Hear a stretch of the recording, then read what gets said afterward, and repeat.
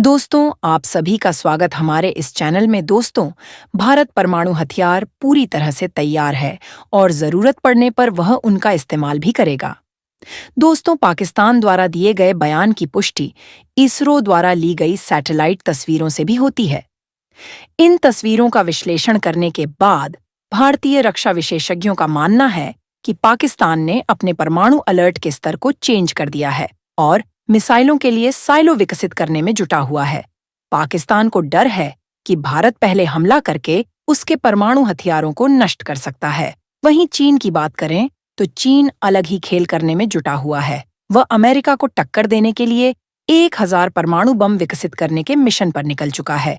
चीन इसके लिए बड़े पैमाने पर मिसाइल्स और साइलो का निर्माण कर रहा है। दोस्तों, इन्हीं सब चीजों को ध्यान में रखते हुए भारतीय रक्षा विशेषज्ञ भारत को चेतावनी दे रहे हैं कि हमें भी जल्द से जल्द अपने परमाणु वर्ड की संख्या को बढ़ाना होगा ताकि दुश्मन को करारा जवाब दिया जा सके। भारत के पास फिलहाल के लिए 165 परमाणु बम मौजूद है, जबकि चीन के पास 500 और पाकिस्तान के पास परमाणु बमों की कुल संख्या 170 है। भारत के पास इस समय हवा, जमीन और समुद्र यानी कि तीनों स्थानों से परमाणु बम दागने की क्षमता मौजूद है, जो देश को न्यूक्लियर ट्रायड की कैटेगरी में खड़ा करता है। भारत मिराज फाइटर जेट, पृथ्वी अग्नि और समुद्र में धनुष मिसाइल का इस्तेमाल करते हुए दुश्मन पर परमाणु बम गिरा सकता है। दोस्तों, पाकिस्तान द्वारा खुलासा किया गया है कि उसने परमाणु बम सिर्फ और सिर्फ भारत को ध्यान में रखते हुए विकसित किया है। पाकिस्तान द्वारा यह भी कहा गया है कि उसने टैक्टिकल न्यूक्लियर वेपन विकसित कर लिया है। उसने साफ कह दिया है कि उसकी कोई नो फर्स्ट यूज पॉलिसी नहीं है, यानी कि देखा जाए तो पाकिस्तान कभी भी खतरा महसूस होने पर पहले ही परमाणु बम का इस्तेमाल कर सकता है। ऐसे में सवाल उठता है, क्या भारत ने पाकिस्तान और चीन के न्यूक्लियर हथियारों को देश में गिरने से रोकने के लिए किसी सिस्टम को विकसित किया है? क्या भारत के पास ऐसा कोई रक्षा कवच मौजूद है जो पाकिस्तानी और चीनी न्यूक्लियर वेपन्स को भारतीय सीमा के अंदर प्रवेश करने से पहले रोक दे? तो दोस्तों, इसका जवाब है हाँ। भारत को इस बात की भनक कई साल पहले लग चुकी थी। करते हुए अगर भारत ने दुश्मन पर परमाणु हमला कर दिया तो एक ही मिसाइल से दुश्मन के कई शहर राख बन सकते हैं। दोस्तों, आज की इस वीडियो में हम आपको भारतीय वैज्ञानिकों द्वारा विकसित किए गए इसी मिसाइल सिस्टम की जानकारी देने जा रहे हैं। यकीन मानिए, वीडियो को पूरा देखने के बाद आपको अपने वैज्ञानिकों पर गर्व होगा। लिहाजा वीडियो को लाइक और कमेंट बॉक्स में जय हिंद का प्यारा सा मैसेज टाइप करते हुए वीडियो में अंत तक बने रहिए। दोस्तों, किसी देश पर न्यूक्लियर अटैक आमतौर पर या तो फाइटर जेट का इस्तेमाल करते हुए किया जा सकता है या फिर बैलिस्टिक मिसाइल का। लेकिन फाइटर जेट का इस्तेमाल करते हुए न्यूक्लियर अटैक करने में सबसे बड़ा रिस्क यह है कि आज दुनिया में लगभग सभी देशों के पास ताकतवर मिसाइल डिफेंस सिस्टम मौजूद है जो दुश्मन के फाइटर जेट को अपनी सीमा में प्रवेश करने से पहले ही तो उनकी रफ्तार इतनी ज्यादा हो जाती है कि दुश्मन का मिसाइल डिफेंस सिस्टम इन्हें रोक नहीं पाता। ये 25 मई की सुपर फास्ट स्पीड से दुश्मन पर न्यूक्लियर अटैक करती है और एक साथ कई टारगेट को तबाह कर सकती है। ऐसे में अंदाजा लगाया जा सकता है कि चीन और पाकिस्तान जैसे देश भारत पर न्यूक्लियर अटैक करने के लिए अपनी बैलिस्टिक मिसाइलों का इस्तेमाल ही करेंगे और इसी चीज को ध्यान में रखते हुए भारतीय वैज्ञानिकों ने ऐसे मिसाइल इंटरसेप्टर को विकसित किया है जो दुश्मन की बैलिस्टिक मिसाइल को अंतरिक्ष में ही तबाह कर देगा। जी हाँ दोस्तों, हम बात कर रहे हैं प्रद्युम्न बैलिस्टिक मिसाइल इंटरसेप्टर की, जिसे डेवलप करके भारतीय वैज्ञानिकों ने भारतीय लोगों को दुश्मन के न्यूक्लियर अटैक से पूरी तरह से सुरक्षित कर दिया। इस मिसाइल की सबसे बड़ी खासियत यह है कि इसका इस्तेमाल करते हुए दुश्मन की बैलिस्टिक मिसाइलों, खास तौर पर न्यूक्लियर मिसाइलों को आसानी से तबाह किया जा सकता है। अब आपके मन में सवाल चल रहा होगा, आखिर इसमें न क्या है?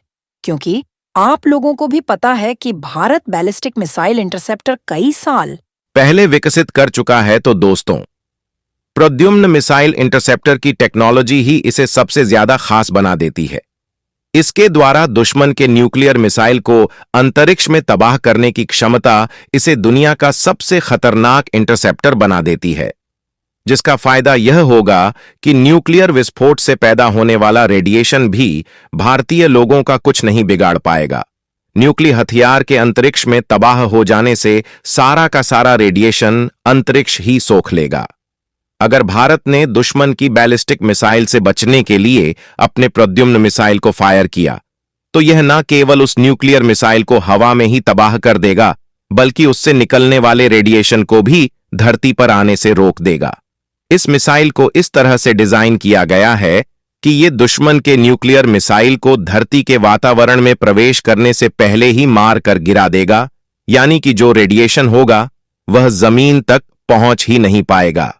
आपकी जानकारी के लिए बता दूं कि हमारे वातावरण से बाहर पहले ही काफी अधिक मात्रा में रेडिएशन मौजूद होता है, जिस वजह से उस न्यूक्लियर मिसाइल से निकलने वाला रेडिएशन अंतरिक्ष में मौजूद रेडिएशन से मिल जाएगा और इसका प्रभाव धरती पर नहीं पड़ेगा। प्रद्युम्न मिसाइल इंटरसेप्टर को डीआरडीओ द्वारा विकसित किया गया है। दोस्तों, किसी देश द्वारा छोड़ी गई बैलिस्टिक मिसाइल दुश्मन पर हमला करने के लिए सबसे पहले अंतरिक्ष में जाती है और उसके बाद धरती के गुरुत्वाकर्षण का इस्तेमाल करते हुए बहुत ही तेज रफ्तार से टारगेट की तरफ बढ़ती है। लेकिन प्रद्युम्न मिसाइल को जैसे ही लगेगा कि कोई मिसाइल धरती पर भारत पर अटैक करने के लिए न्यूक्लियर लेकर आ रही है और जैसे ही वह मिसाइल अंतरिक्ष में प्रवेश करेगी, डीआरडीओ द्वारा विकसित की गई प्रद्युम्न मिसाइल उसे वहीं पर जाकर तबाह कर देगी। यही कारण है कि डीआरडीओ द्वारा डिजाइन की गई इस मिसाइल को चीनी और पाकिस्तानी न्यूक्लियर मिसाइलों का काल माना जा रहा है। इस मिसाइल की ऑपरेशनल रेंज 3000 किलोमीटर है, वहीं इसका फ्लाइट एल्टीट्यूड 80 किलोमीटर और इस मिसाइल की स्पीड T-मैक है। इसके अलावा भारत ने अपनी हवाई सुरक्षा को चाक चौबंद करने के लिए रूसी ब्रह्मास्त्र कहे जाने वाले S-400 सिस्टम को भी बॉर्डर पर तैनात कर रखा है। रूस का S-400 सिस्टम दुनिया के सबसे आधुनिक कहे जाने वाले एयर डिफेंस सिस्टम में शामिल है। यह रूसी सिस्टम हर तरह के हवाई खतरे जैसे मिसाइल, यूएवी और फाइटर जेट को मार गिराने में सक्षम है। इसका बेहद शक्तिशाली रडार पाकिस्तान और चीन से आने वाले किसी हवाई खतरे को भी सूंघने में माहिर है। विशेषज्ञों के मुताबिक S-400 भारतीय डिफेंस प्रणाली के लिए गेम चेंजर हथियार है।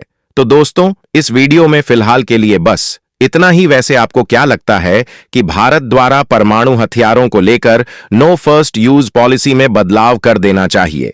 आप अपनी राय हमें कमेंट के माध्यम से जरूर बताइएगा। अगर अभी तक आपने अपने इस शाहिद ब्राइट टीजी सब्सक्राइब नहीं किया तो प्लीज चैनल को सब्सक्राइब कर बेल नोटिफिकेशन को भी ऑन कर लें, ताकि आने वाली वीडियो का अपडेट आपको समय से प्राप्त हो जाए। वीडियो को अंत तक देखने के लिए धन्यवाद। जय हिंद, जय भारत।